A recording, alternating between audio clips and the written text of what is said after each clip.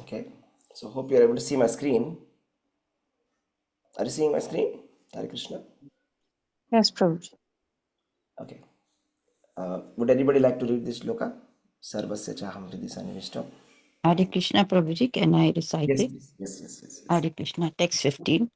Sarvasya chaham hridhi sannivishto mata smritirjnanamapohanam cha vedescha sarve rahameva vedyo vedanta kritveda videv chaham.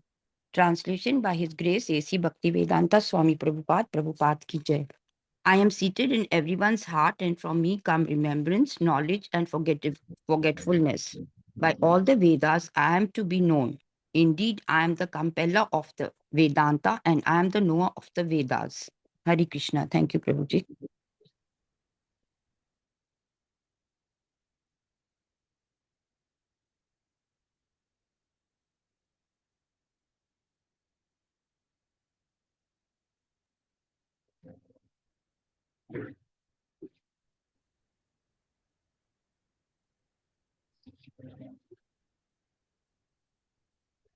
Hare Krishna, Prabhuji. Was I not audible?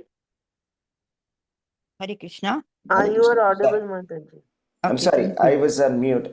Would anybody else like to read the shloka? I was asking. May I, Prabhuji? Yes, Hare yes, Krishna. go ahead. सर्वस्य चाहं हृदि सन्निविष्टो मतः स्मृतिर्ज्ञानमपोहनं च वेदैश्च सर्वैरहमेव वेद्यो वेदान्तकृत् वेदविदेव चाहम्. Hare Krishna. Thank you, Prabhuji. Hare Krishna. So it's a very important verse where Krishna is saying, I am seated in everyone's heart. Right? Sarvasya cha aham hridi sannivishta. One of the important things that we have to take away from this shloka is that Krishna is the Paramatma who is seated in everybody's heart.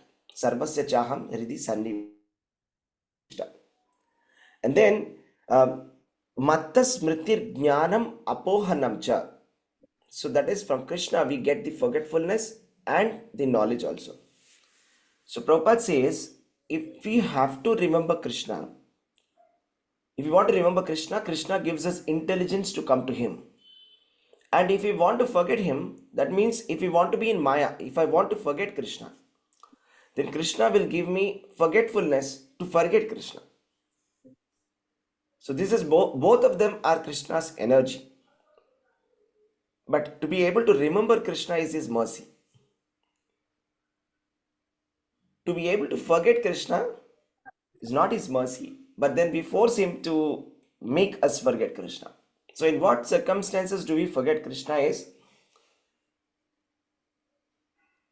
if we become entangled in Maya. If Maya takes over, that is when we would like to forget Krishna. That is, we want to become Ishvara. When we want to take the position of Krishna, we will not be able to actually cognitively take Krishna's position if we know that Krishna is the Supreme Personality of Godhead, isn't it? If we know that this universe has a controller and that controller is actually a person and that person is Krishna, if we have full knowledge of this, we will never be able to become a controller. We will become very humble that there is a greater controller than me and the greatest controller, and I am in his full control. Therefore, if I have to be in Maya, if I would like to enjoy the happiness of Jada Ananda, that is the happiness of the material world, I have to forget.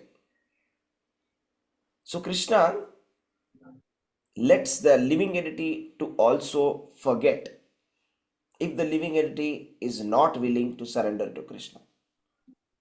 The point here is that the living entity has got minute independence. So for example, towards the end of Bhagavad-gītā, Krishna gives a choice to Arjuna. Have you heard this Bhagavad-gītā carefully? And then what is it that you want to do? You can do whatever you want to do. So what is it that you want to do? You can do whatever you want to do. So Krishna is giving us a choice. So Krishna is like a very nice father. Okay. He gives us choice. Whether we want to make use of the choice properly or not is the question. See, it is like a student who is getting a choice, right? It's always like we always have a choice, isn't it? It is left to our independence what we want to do. So it depends upon the use or misuse of our intelligence. Either we can use it properly or misuse it, abuse it. Am I right? So just like technology, you can use it properly for your advantage or use it for some other disadvantage. Left you. So you are at control. So in a minute way, we are in a control. In a minute way. So there is minute independence. So some people have a question, right? I've heard this question also in one of the previous classes, that why doesn't Krishna take over? Why does Krishna give us choice? See, we are all parts and parcels of Krishna. At the same time, we are not same as Krishna. Okay, we are parts and parcels of Krishna, and we are all individual consciousness, and Krishna is super consciousness. So Krishna, he doesn't take over us, like we are not like robots, right? Krishna wants us to willfully surrender to him, right? Not in the way that forcibly making us to surrender to him. So he wants that the devotees reciprocate with him lovingly, just like the residents of the Vrindavana, right? It's like his mother Yashoda, right? Just like his cowherd boys and the gopis. He didn't force any one of them, isn't it? Did Krishna force Yashoda in her previous lifetime that she should do austerities? Why did she do austerity? Out of her own choice, right? She wanted Krishna to be her son. And therefore she did that austerities. And therefore she got Krishna also. Right? So he's not forcing anybody. He just wants that people love him. Okay? And for those people who want to love him, he's giving them knowledge. How is he giving them knowledge? He says that in the Chaturshloki Bhagavad-gītā, right? तेषाम एवानुकंपार्थम अहम अज्ञानजं तमः नाशयामि आत्मभावस्तो ज्ञानदीपेन भास्वत. That is, to those people, tesham satata yuktana, to those people who are continuously devoted in Krishna consciousness. So to those people who are chanting the holy names of Krishna, satatam, always, tesham satata yuktanam bhajatam priti purvakam. He's making it so clear. You see, with every word, he's qualifying the devotees. First qualification is satata yuktana. The next one is bhajatam.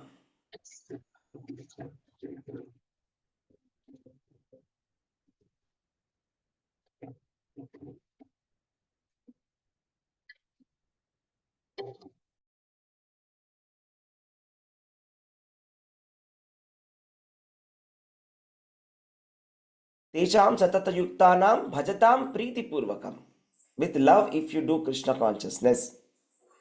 Dadami buddhi yogam tam. He's ready to give us Krishna. He's ready to give us knowledge from within.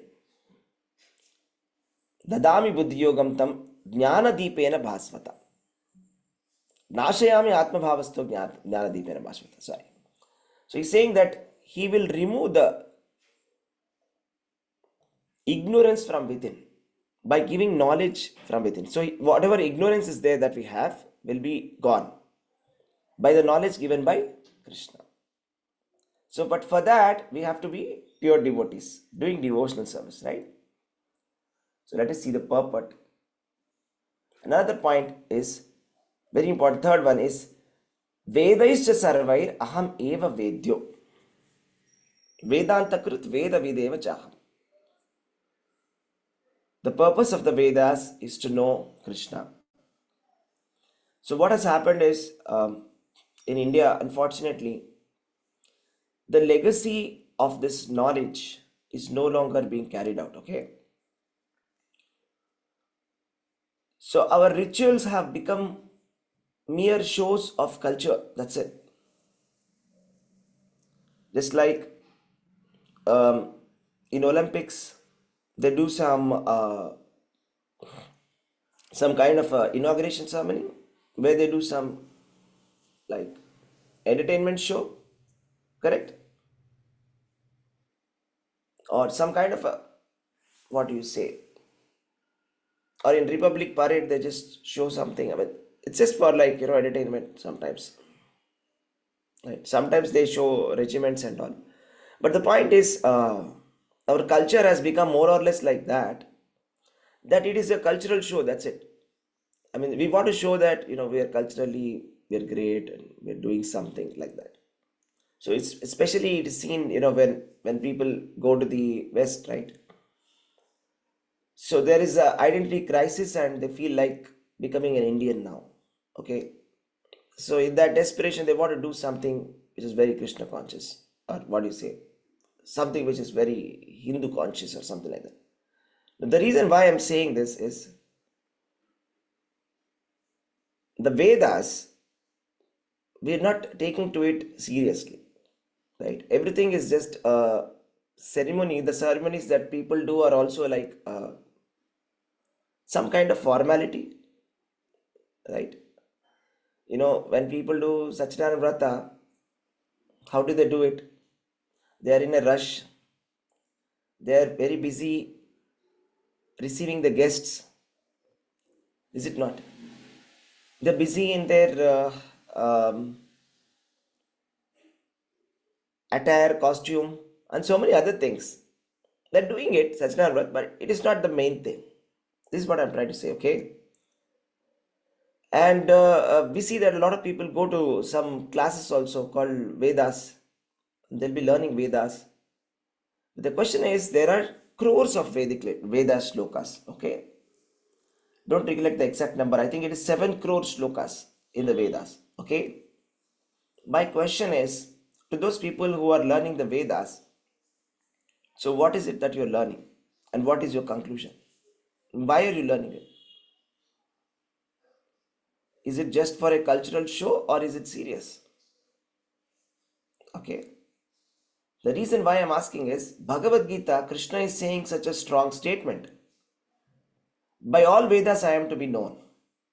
Vedaischa sarvair aham eva vedyo. Then why don't people take this seriously?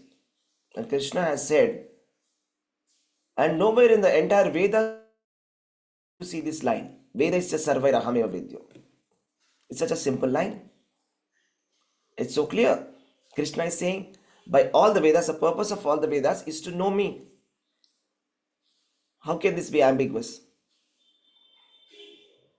So then, if we know that the purpose of Vedas is to know Krishna, and the purpose of knowing Krishna is to worship Him with loving devotional service, then why are we not doing it at the first place? Right? That's the reason why I'm saying our religion has become external and forgot the essential part of it. That is this line. By all the Vedas I am to be known. All the scriptures are here not to make us forget Krishna or not to find some Sanskrit verses which give us an excuse not to surrender to Krishna. It's easy to find some shlokas and say, you know what? It's me, I am God. This is not the purpose of the Vedas. Like the Mayavadis think. They think the purpose of the Vedas is to cherry pick some shlokas and to conclude that I am supreme. At least the purpose of the Vedas is not. The purpose of Vedas is not to boost our ego and say you are supreme. No. The purpose of the Vedas is to remind us that we are servants. The purpose of the Vedas is to show the supremacy of the Supreme Lord. That is Vedaischa sarvair ahameva vedyo. Okay, the very, very strong sloka. People forget this often, this line. And the next point also is very important. Vedanta krut veda videvachaham. So the so-called followers of the Vedanta, they must first remember the position of Krishna. That Krishna is saying Vedanta Krit Aham. That means I am the original compiler of Vedanta. So Vedanta is not a speculative science where we try to force fit our opinions. We cannot read Vedas without the supervision of Acharyas. What to speak about Vedanta? Sometimes when we read our own textbooks, we get confused, isn't it? A simple textbook, math textbook, science textbook, biology textbook, we will find multiple confusions. What is correct? Whether this is correct or that is correct. So unless the author says it, we won't be able to understand. Okay, unless the authority in that field comes and tells you, okay, this is the thing that is the correct view, we won't be able to tell it. Okay.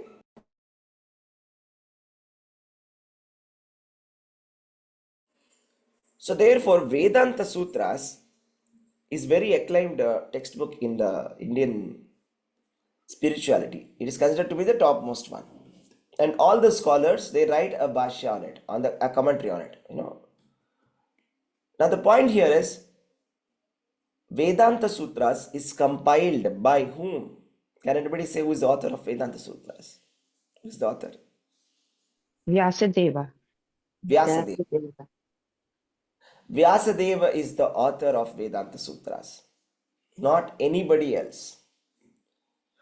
People can write commentaries, but that doesn't make them the compiler of the Vedanta. Do you agree? There can be hundreds of commentary on Vedanta. That does not make them author of Vedanta. Do you agree? Simple point, right? Let us say there's a textbook, okay? The original author is somebody. And then I write an interpretation to that textbook. My understanding of this textbook, okay? I am the author of that textbook, that commentary. But I cannot claim that I am the author of the original textbook. It's not my original idea, isn't it? That's called plagiarism if I say that it's mine, isn't it? So the point here is that nobody can claim that Vedanta is belonging to me or to us, that we have written a commentary or something like that. Okay, Vedanta doesn't belong to them. Vedanta belongs to Vyasadeva. Vyasadeva is the original author. So we should accept Vyasadeva's opinion on Vedanta Sutras. The problem is Vedanta Sutras are cryptic to understand. Okay, they are not very easy. They are very abstract. Okay, they are in the form of sutras. And even though Vyasadeva has given sufficient clues for the intelligent people to understand, there are some slokas in the Vedanta Sutras like Raso Vaisaha, Anandamayo Abhyasat, which clearly indicate the Supreme Personality of Godhead Krishna and indicate the purpose of the Vedanta, that is to perform loving devotional service to Krishna. That is to loving devotional service to Radha and Krishna. And to attain the love of Godhead. This is the purpose of the Vedanta. But unfortunately, today's situation is that in our current spiritual circles, the view is something else. It is a philosophical speculation which is thought about rather than devotion when we think about Vedanta. Okay. And the reason is because we have neglected the author. The author has given sufficient slokas within the Vedanta Sutras. He said, Anandamayo Bhyasat. That means the Brahman is Ananda. Supreme Ananda is the name of Krishna. Ananda Nandano Nanda. Supreme Lord is Krishna. So that's what Raso Vaisaha is full of mellows. 5 rasas, Shanta, Dasya, Vatsalya, Madhurya. Right? So we have 5 rasas. It's Raso Vaisaha. You can exchange so many rasas with Krishna. But then somehow stubbornly there are different schools of Vedanta who deny this truth and they completely distort people into a atheistic direction. Okay, more or less in the direction of the Buddhism, that more or less in to minimize the significance of God and to finally conclude that everybody is equally supreme, and then we can meditate and become supreme one day. It's just a matter of time. You meditate and then you can become Vishnu. So it's a very, very atheistic and delusional philosophy at the moment. But then, thankfully, Vyasadeva has written a commentary on Vedanta Sutras. Anybody knows what's the natural commentary of Vedanta Sutras that Vyasadeva has written? You know that? Any guesses?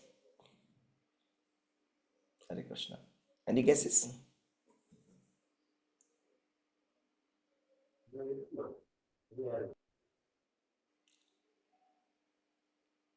Is it Hare Krishna Prabhuji? Is it Yes. Vishnu Sahasranama Prabhuji?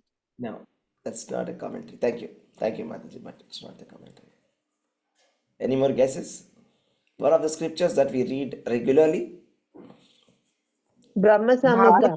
Bhagavatam, Sorry, Prabhuji. Brahma Samhita. Bhagavatam. Bhagavatam, Bhagavatam. Prabhuji. Bhagavatam. Bhagavatam. Bhagavatam. The Garuda Purana says, Artoham Brahma Sutranam.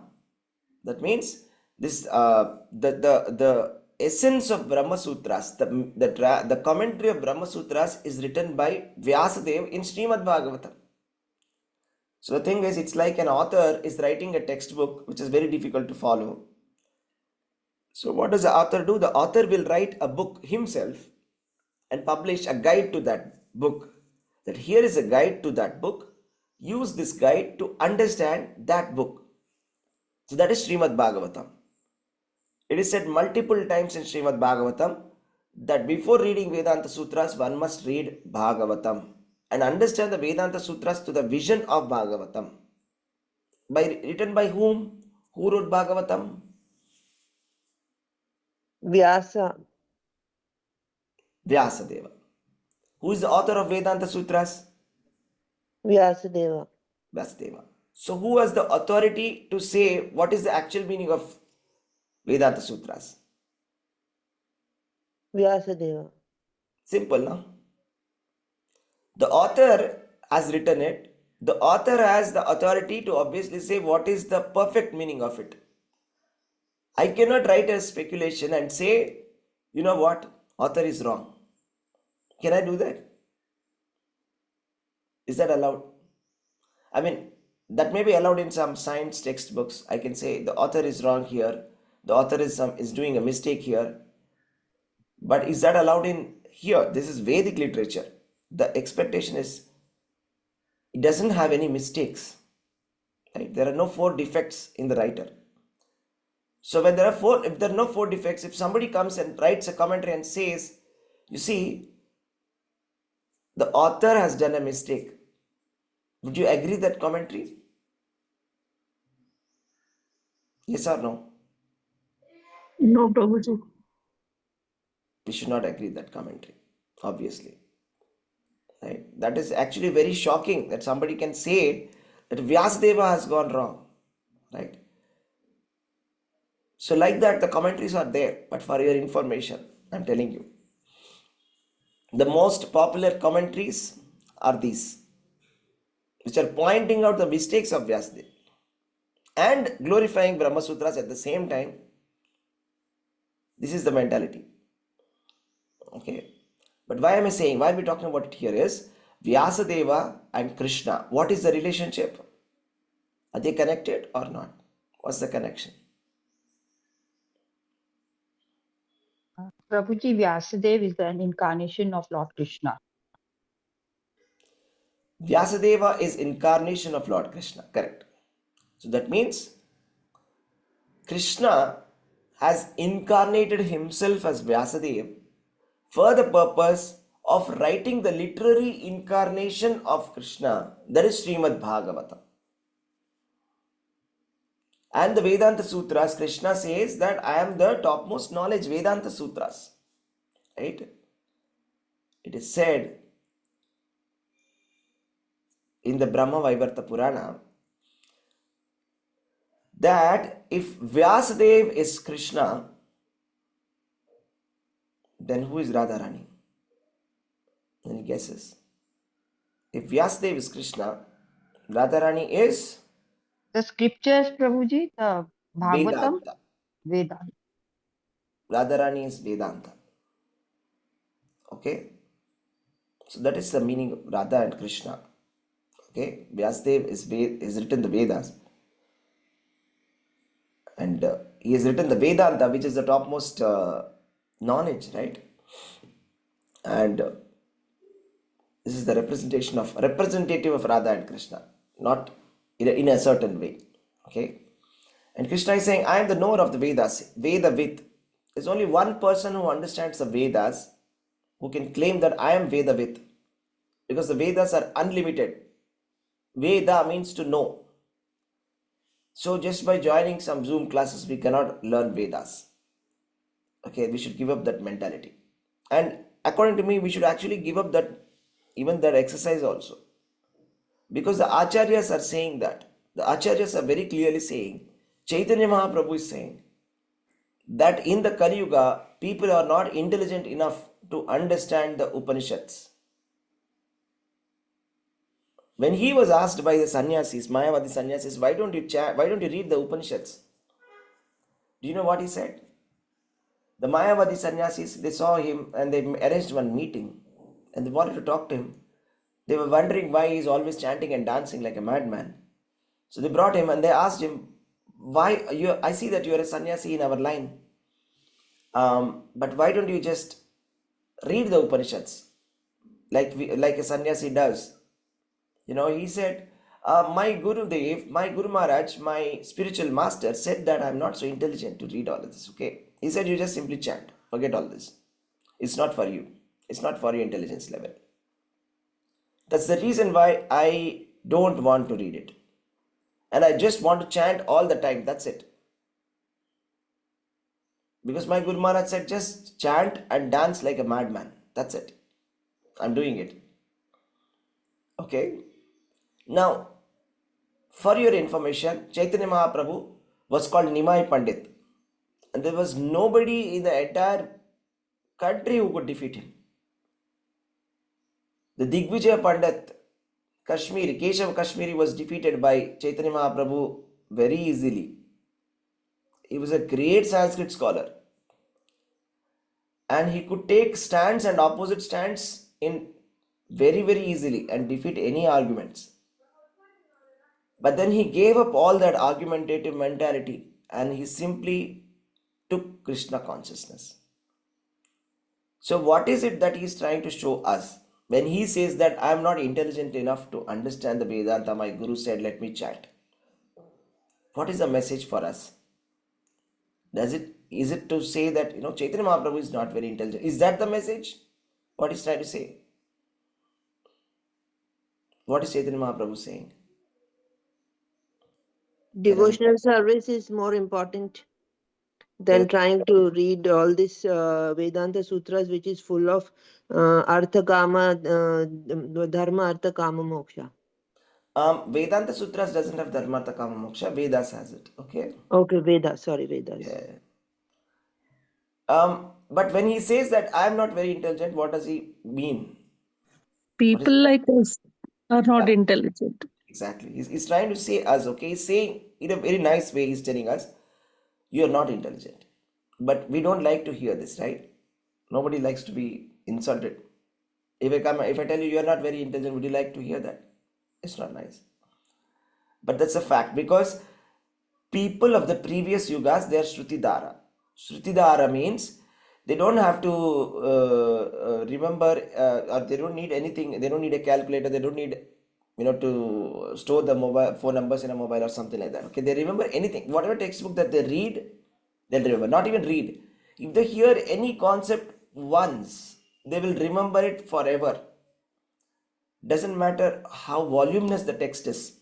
volumes and volumes of text they can repeat. Okay, that is one memory, and they can analyze very powerfully, and they can take the right conclusion. Okay, and again, intelligence is not just intellectual activity. We understand from Bhagavad Gita that intelligence is higher intelligence. Okay, it's not just mechanical intelligence. Higher intelligence is, Krishna says, right, buddha bhava samanvita, buddha buddhir yukto jahati ha ubhe sukrita dushkrite. Buddhi is to be Krishna conscious. The real higher intelligence is to become Krishna conscious.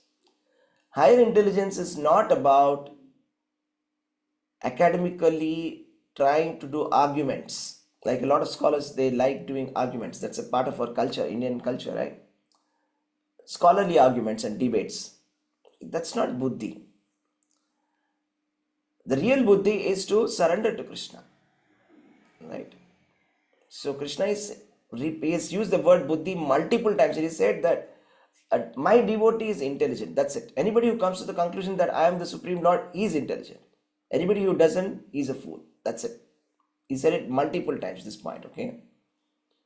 So the thing is, he's the knower of the Vedas. Krishna is the knower of the Vedas, and there's nobody who can know him, right?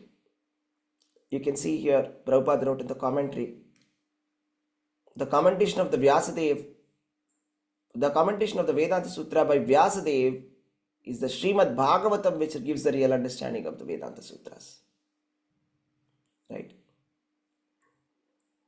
So then, this is a very important point. So ultimately, I leave with this thought, okay? Krishna gives us a choice if you want to forget him or if you want to remember him, okay? If you say, Krishna, I want to forget you, okay? I don't want too much of you. Then he will give us the choice. If you say, Krishna, I don't want to remember you at all, he'll give us a birth where we cannot remember Krishna at all. But if we say, Krishna, I want to remember you, help me out, he will show the path to become a pure devotee, okay? This is completely on our choice. There's no force at all. But like all the good things in life, we should not misuse the freedom, because this freedom is not unlimited. This choice is not unlimited. The time that we have is not unlimited, isn't it? We have got a human intellect, very powerful intellect, powerful intelligence, powerful association. If we neglect this, take it very lightly, then we should ready to be get neglected by Krishna later. So when Krishna neglects, we'll forget Krishna. Okay? And that's not at all good. If you take the animal birth, there's no possibility of remembering Krishna. Is it not? Are you understanding what I'm saying? Can an animal remember Krishna? Can an No, animal Prabhu. read Bhagavad Gita? No, right? No, Prabhu. Can an animal chant? No, Prabhu. Right. So animals cannot go back to God, unfortunately. That's a fact. Only human beings can do it. That means human beings are at that juncture where they are supposed to be doing the main thing. They're here for doing the additional thing that the animals cannot do. That's Krishna consciousness. If we miss the point, we are missing the whole thing. Okay, we don't want to be forgetting Krishna, or we don't want to force Krishna to forget him. We want to pray to Krishna that we always remember him. Just like how Kunti Devi is praying, please make my intelligence in such a way that I always remember you. Just like Ganga, it just goes, there's only one direction for Ganga. Ganga doesn't have 10 directions. It is going only towards the ocean. That's it. Ganga wants to go to the ocean and mix in the ocean. That's it and nothing. That's the only goal of Ganges. So just like that, let my mind be undeviated from you. Let that be the only thing. Let I think only about you. Let I have no other purpose in my life. This is the prayer that Krishna likes. Right? let's pray to Krishna like Kunti Maharani and improve our knowledge. Okay, thank you, devotees. Hare Krishna. Hare Krishna, Dandavat Pranams, Prabhuji. Thank you, Prabhuji. Hare Krishna. Hare Krishna to all devotees assembled here. Hare Krishna. Hare Prabhuji. Hare Krishna. Dandavat Pranam. Hare Krishna Prabhuji, Hare Krishna, Dandavat Prabhuji. Pranam. Dandavat Pranam. Hare Thank you. Krishna Prabhuji, Pranamas. Krishna. Vanchakalpitarubhyascha kripa sindhubhyo cha patithanam pavanebhyo vaishnavibhyo namo namaha. Ananta